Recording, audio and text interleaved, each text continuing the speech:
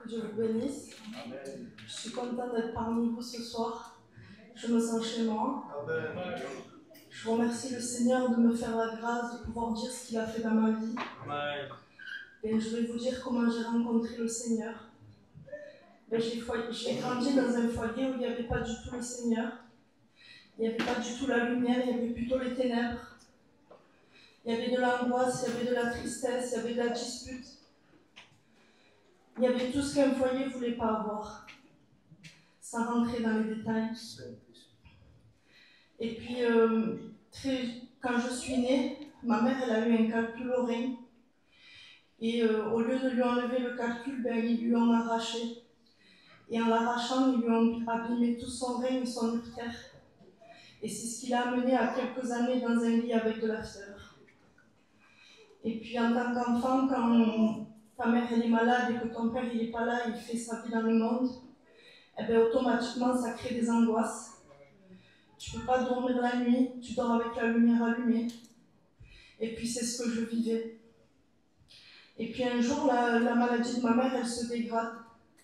Comme j'étais toujours avec ma mère, j'entendais tout ce que les docteurs disaient. Et ils lui disaient, on va vous faire une greffe, mais ça ne vous amènera pas à être bien. Vous serez toujours pareil. En fait, elle était condamnée, elle ne pouvait pas être bien. Et puis un jour, sa sœur qui est chrétienne, elle lui dit, de toute façon, tu as tout essayé.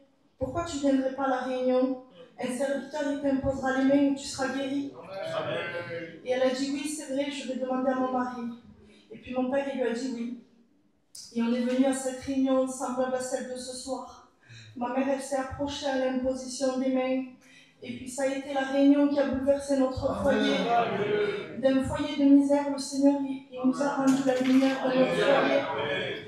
D'un foyer qui en vivait dans le péché, le Seigneur il nous a fait vivre dans la sainteté. Et puis moi, dans cette réunion, dans un cœur d'enfant, la seule chose que j'ai retenue, c'est que quand le serviteur il a prêché, il a dit ce qui est impossible à l'homme est possible à Dieu. Et ça, je l'ai gardé dans mon cœur. Et quand je suis rentrée chez moi, j'ai attendu que tout le monde dorme, que toutes les lumières soient éteintes. Et j'ai dit, Seigneur, je voudrais te demander 3 choses qui est impossible pour moi. C'est que tu touches le cœur de mon Père qui est dans le monde, que tu guérisses ma mère et que tu me délivres des angoisses. Mes frères et sœurs, le Seigneur, il a fait en une semaine. Amen. Je suis montée aux études bibliques avec mon Père. Ce soir, c'est lui qui prêche. Amen. Et puis moi qui ne méritais rien, il m'a donné un foyer qui le sert. Amen. Moi qui n'étais pas destinée à être mère, il m'a donné mon fils. Alors je le remercie de me faire participant de sa gloire. Que Dieu vous bénisse.